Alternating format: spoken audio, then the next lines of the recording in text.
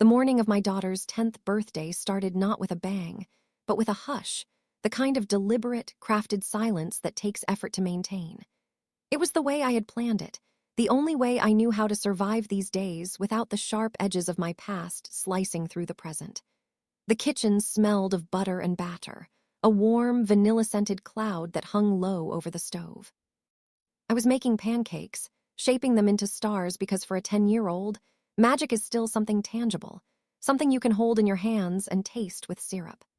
I stuck a single candle into a pile of strawberries, a compromise we had reached after she declared chocolate cake was too babyish, a small sign of the young woman she was beginning to become, shedding the skin of childhood one preference at a time. I watched her eat, her eyes focused on the plate with the careful seriousness of someone newly aware that age means something. That time is moving forward, carrying her with it. I had learned, through years of trial and painful error, to keep birthdays insulated, hermetically sealed against the chaos that often bubbled up from my family of origin. No grand expectations, no big announcements to people who wouldn't care, just us and the promise that the day would belong to her, untainted and pure. My phone buzzed on the counter while she was tearing the wrapping paper off her first gift, the sound sharp and intrusive in the quiet of our morning. I ignored it. I had perfected the art of selective hearing when it came to that device, treating it like a doorbell I hadn't asked for. Then it buzzed again, a second insistent vibration that seemed to rattle against the granite countertop. I glanced down, not out of curiosity, but out of a nagging sense of duty, thinking perhaps it was her father confirming his pickup time for later. It wasn't. It was a photo, bright and saturated with colors that seemed to burn my eyes. Bright blue water that didn't look real, blindingly white sand, and a cluster of familiar faces squinting into the sun, their smiles loose and unguarded in that way people smile when they don't feel watched, when they are comfortable and safe and among their own. My parents, my siblings, their kids, all of them, together. The caption underneath the photo, written in the cheerful, oblivious font of a family group chat, read, "Miami finally all together." I felt my stomach drop, a heavy, sickening plummet that had nothing to do with the pancakes I had just eaten. It wasn't just because they were traveling, living a life of leisure in the sun. It was because I hadn't known. It was because no one had said a single word to me about it. And most importantly, it was because it was today. Today of all days. My daughter's 10th birthday, a milestone, a decade of her life, and they had all left town. I set the phone face down on the counter, the screen blacking out the image of their joy, and I turned back to my daughter. I finished clapping while she blew out her candle, the smoke curling up in a thin gray line. She grinned at me, her cheeks flushed pink with excitement, waiting for approval, for validation, for the mirror I always held up to show her how wonderful she was. I gave it fully. I smiled until my face ached. I cheered. I kissed her forehead.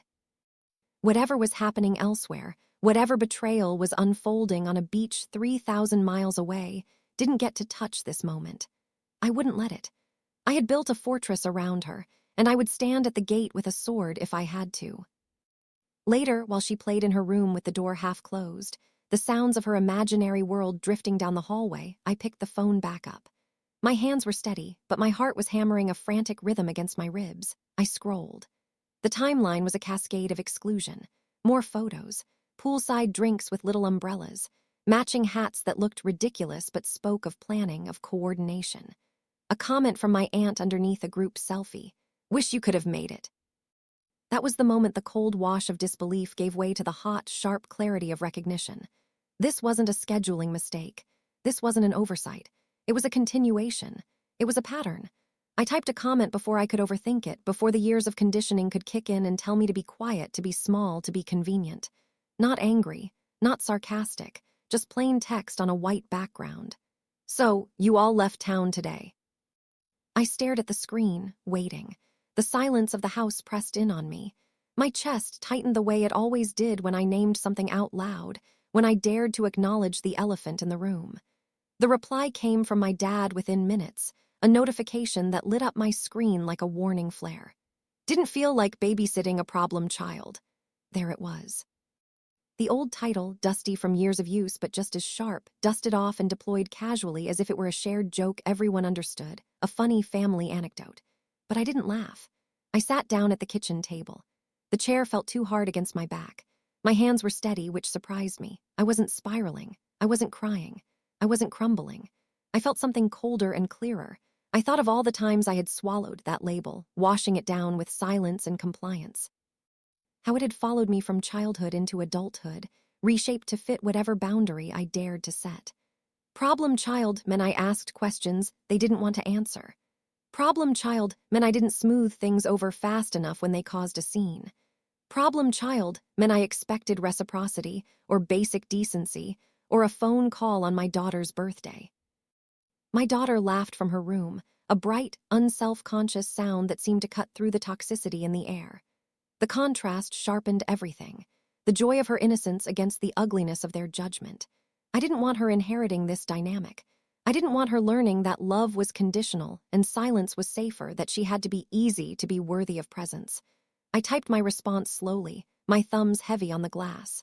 Perfect. Because your retirement fund paperwork is finalized and no longer requires my involvement. I read it twice. Then once more. It wasn't a threat. It was a statement of fact. It was gravity. I hit send.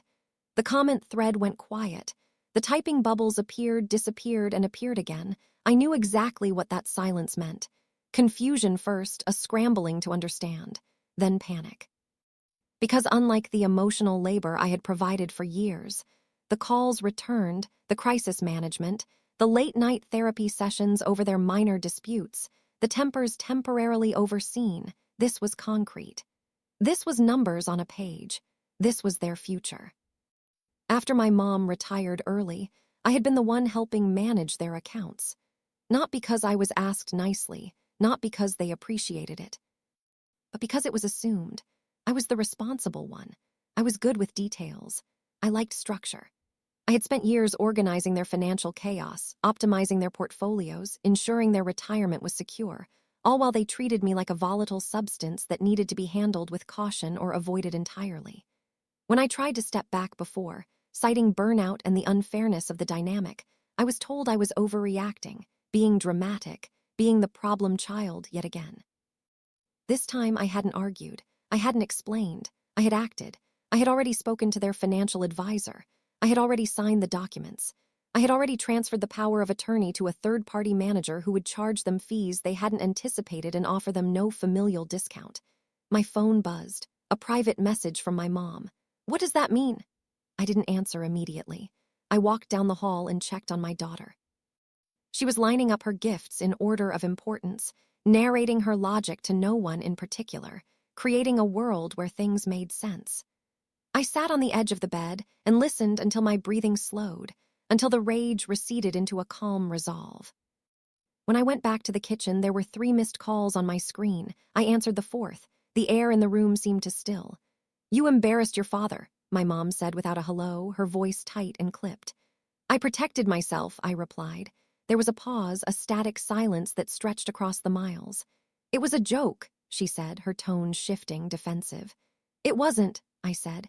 "And even if it was, I'm done being the punchline." Her voice softened the way it always did when she switched strategies, the velvet glove sliding over the iron fist. "You know how he is, you know he doesn't mean it." "Yes," I said. "I do, I know exactly how he is, and I know exactly what he means." "What about family?" she asked, the ultimate trump card, the guilt trip designed to end all arguments. I looked at the hallway at the door to my daughter's room. "That's exactly what this is about," I said. "This is about family, my family. The one I'm protecting." I explained calmly what I had already done. The documents signed, the accounts transferred, the boundaries set in writing, no more informal access, no more late-night calls framed as emergencies that weren't really emergencies, no more assuming I would fix everything while they excluded me from the joy. "You didn't have to do it like this," she whispered, and for the first time I heard a tremor of fear in her voice. "I did," I replied, "because this is how you hear me. Words don't work with you. Tone doesn't work with you, only consequences." She didn't argue after that. She just said she needed time. I hung up the phone and felt the silence of the house settle around me, no longer oppressive but peaceful. The rest of the day unfolded quietly, a testament to the life I was building. We went to the park, the sun warm on our faces. We ate pizza on the grass, the grease staining the cardboard box, the smell of tomato and basil mixing with the fresh air. My daughter asked why Grandma and Grandpa hadn't called to wish her a happy birthday. I looked at her, at the trust in her eyes, and I smiled. I told her they were busy traveling, but that they loved her. That wasn't a lie. It was just incomplete. It was the edited version of the truth, the one that protected her from the jagged edges of their apathy. That night, after she fell asleep, her breathing deep and even, I sat on the couch and let the exhaustion catch up with me. My phone stayed face down. I didn't need to see the reactions to know they were happening. I didn't need to watch the explosion to know the bomb had gone off. In the following days, the messages trickled in, the sewage of a broken dynamic spilling into my inbox. My sister was first, defensive and clipped, angry that the family image had been tarnished. "You didn't have to make it public," she wrote. "It was embarrassing." I didn't respond. My dad next, short and dismissive. "You've always been dramatic." I archived it, a digital filing cabinet for the toxicity I was discarding. Then an email from their financial advisor confirming the change and outlining the next steps. Professional, detached, undeniable. That was the external consequence. Not shame, not a screaming match, just reality shifting shape. The logistics were no longer my burden. The stress was no longer mine to carry. A week later, my mom came by. The air was thick with unsaid things. She brought a small gift for my daughter, a bracelet with a heart charm, a shiny peace offering meant to bridge a canyon with a pebble. She didn't apologize. She didn't accuse either. We sat at the table and talked about logistics, about the weather, about nothing that mattered. It was a dance we had done 1,000 times, pretending the floor wasn't rotting beneath our feet. Before she left, she paused at the door, her hand on the frame. "I hope this isn't permanent," she said, her voice small. I met her eyes, holding her gaze with a steady resolve I had earned through years of pain. "It depends on what changes," I said. She nodded slowly, like someone hearing a foreign language but recognizing the seriousness of the tone. She walked out and I closed the door behind her. After she left, I felt the familiar tug of guilt, a phantom limb itching where a limb used to be. Ending a pattern doesn't erase decades of conditioning. It doesn't silence the voice in your head that asks if you were too harsh, if you overreacted. But underneath the guilt was something steadier, something unbreakable. Relief. Not because I had won, but because I had stopped participating. I had stopped playing a game that was rigged against me. My daughter wore the bracelet to school the next day. She told me she liked how it jingled when she ran. Watching her, I felt the grief surface, not sharp and acute, but deep and resonant. Grief for the childhood I hadn't been protected in. Grief for the parents I wished I had. Grief for the family I kept hoping would show up differently. But grief isn't the same as regret. I didn't regret choosing a different ending for us. The family went on with their trip. More photos appeared on social media, proof that the world kept turning even if I wasn't in the frame. I muted them. I took away their power to hurt me with their indifference. Life narrowed back to manageable proportions, focused on the people who actually showed up. On my daughter's birthday night, after the house went quiet, I wrote her a note and tucked it into her memory box, a time capsule for the future woman she would become. I told her she deserved to be celebrated, that love didn't come with labels or conditions, that adults were supposed to protect kids, not brand them as problems. I didn't mention Miami. I didn't mention my father's words. Some truths are for later. For when she is older and can understand the complexities of human failure. For now, it was enough to know that the pattern stopped here. The buck stopped with me. I was the breakwater, absorbing the impact so the waves wouldn't touch her. And in that quiet, darkened room, I finally found the peace I had been searching for all along. I wasn't a problem child. I was a mother. And that was more than enough. If this story resonated with you, if you have ever had to make the impossible choice between your own peace and the expectations of your family, hit that like button and subscribe. These stories are difficult to tell, but they are necessary. Let me know in the comments below. Have you ever had to go no contact or set strict boundaries with family? How did it change your life? Your story might just help someone else find the strength to choose themselves.